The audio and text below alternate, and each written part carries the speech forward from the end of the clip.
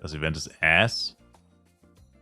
Naja, es ist besser als irgendein random Upgrade-Event, weil jetzt auf Boarding upgrade eh kein Mensch. Was will ich denn jetzt mit einem Upgrade-Event 2 Wochen nach FEC? Ich bin doch nicht mehr Schugge. Als ob jetzt irgendjemand upgradet. Die sollten einmal im Monat, wisst ihr, was die machen sollten? Einmal im Monat so ein vierfach Wochenend-Event. Da machen sie dann ein Upgrade-Event. Oder auch vielleicht einmal alle Upgrade-Events, egal. Aber theoretisch so ein Upgrade-Event, XP-Event, Drop-Event und so ein Power-Up-Event. Wie jetzt das Weather Boost-Event. Alles zeitgleich. 30% mehr XP, 20% mehr Drops und solche Boni. Dass du alles mal an einem Wochenende so volle Kanne hast. Weil dann kannst du nicht mehr sagen, ach, das eine Event, ach, das taugt nicht und ach, das bringt doch nichts und du hast alles zeitgleich und ich meine, ja, da die einzelnen Events echt nicht so ultra krass sind, kann man immer noch drüber streiten. Aber ich meine, besser wird es in Fly Universe nicht werden. Immerhin gab es in den 2 Jahren so gut wie keine Doppel-XP-Events. Ich glaube insgesamt 3 Stück oder so und 2 davon mit Einschränkungen. Oder 1 davon auf jeden Fall mit Einschränkungen. Als damals Asria released wurde für Leute bis 120 und ab 120 hat es nicht mehr gegolten. Und so, also besser wirst du es wahrscheinlich nicht kriegen, als dass sie vielleicht das mal so machen. Immer das letzte Wochenende im Monat oder immer das erste Wochenende im Monat oder keine Ahnung, einmal pro Monat einfach ein Wochenende, wo sie so richtig reinballern. Oder einfach mal sagen wir einfach, ey komm, scheiß drauf, sie aktivieren einfach jedes Wochenende-Event, das es gibt. Zeitgleich. Nicht 4 Events, sondern einfach alle. Außer Stone Rain. Bitte kein Stone Rain, bitte kein Stone Rain, bitte kein Stone Rain, bitte kein Stone Rain, bitte kein Stone Rain. Aber sonst einfach alle. Was gar nicht so heftig wäre, weil ich glaube, da hättest du dann quasi ein bisschen XP, ein bisschen Drop Rate, dann hättest du irgendwie Dungeon Boss Monster, Golden Albert, die ganzen Upgrade-Events. 5 Upgrade-Events sind es, glaube ich. Es sind gar nicht so viele, es gibt irgendwie nur so 12 oder so. Also so viele sind es gar nicht. Deswegen ist es auch relativ einfach, die zu predikten. Dass es gar nicht so viele gibt.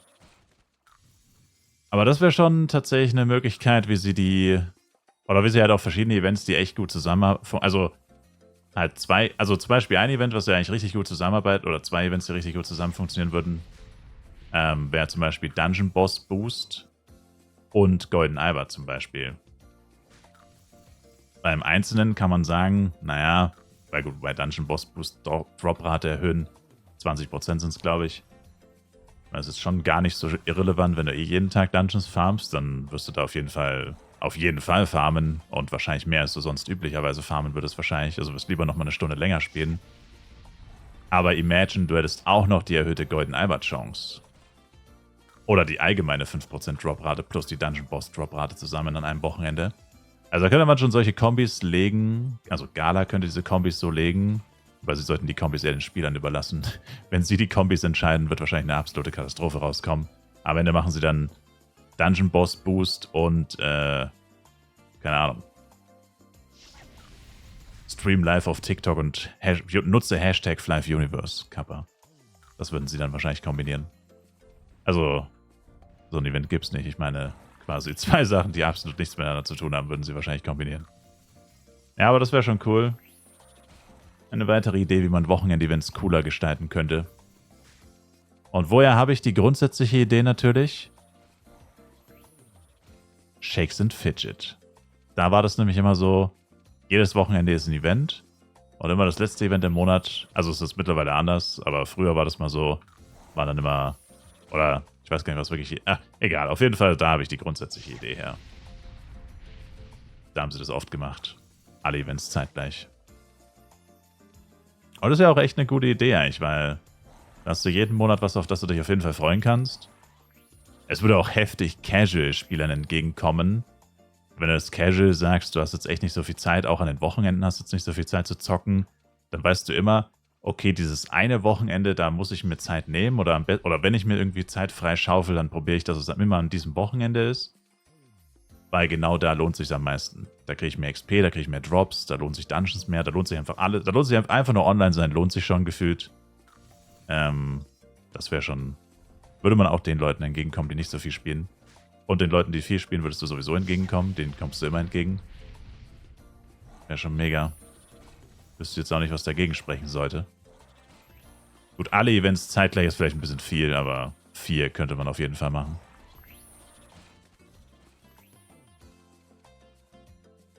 Es wäre dann eine sogenannte Event Nation. Richtig erkannt. Es wäre eine Event Nation. Immora, was geht ab? Möchte jemand eine Party Level 27 haben? No.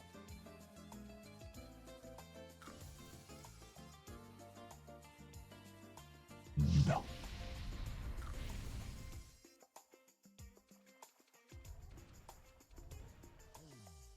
Wird wahrscheinlich ja gar nicht mehr so lange dauern, bis die Handelswaffen wirklich günstig sind, wird er doch wieder brutal viel gegeben, fast jeden Tag mit einer Waffe gedroppt.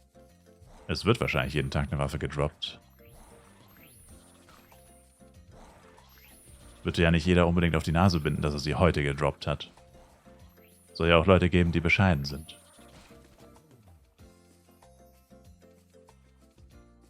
Also du nicht, aber soll es geben.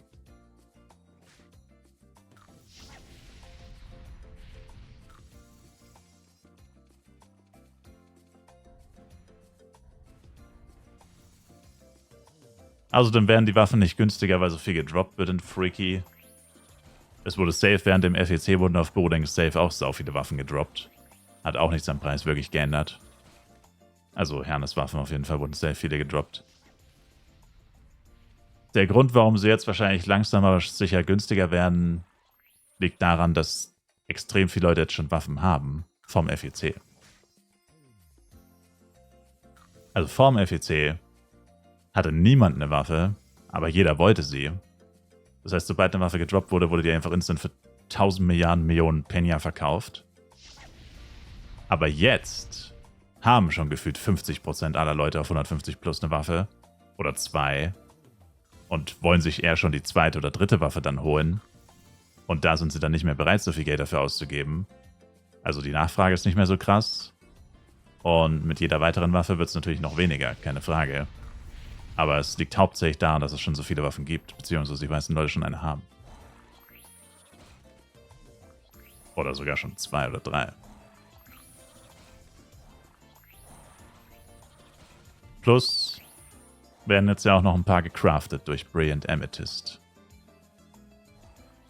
Werden bestimmt so 3, 4 Waffen pro Monat jetzt gecraftet. Das kommt wahrscheinlich auch noch dazu. Also ich würde sagen, es hat weniger damit zu tun, dass so viel gedroppt wird, sondern eher mit den zusätzlich gecrafteten plus, dass halt einfach die Nachfrage nicht mehr so krass ist. Nur Sticks werden gecraftet? Ne, wieso? Dieser eine Dulli auf dem FEC hat doch auch einen Knuckle gecraftet, obwohl auf dem FEC ja auch safe der Knuckle nicht die wertvollste Waffe war. Wirst schon sehen. Morgen einfach Jojo Jester XY hat wie heißt die Waffe? Typhoon gecraftet. Und schreibst du ihm so an, ey yo, wie viele Tries? Und er so, 8995.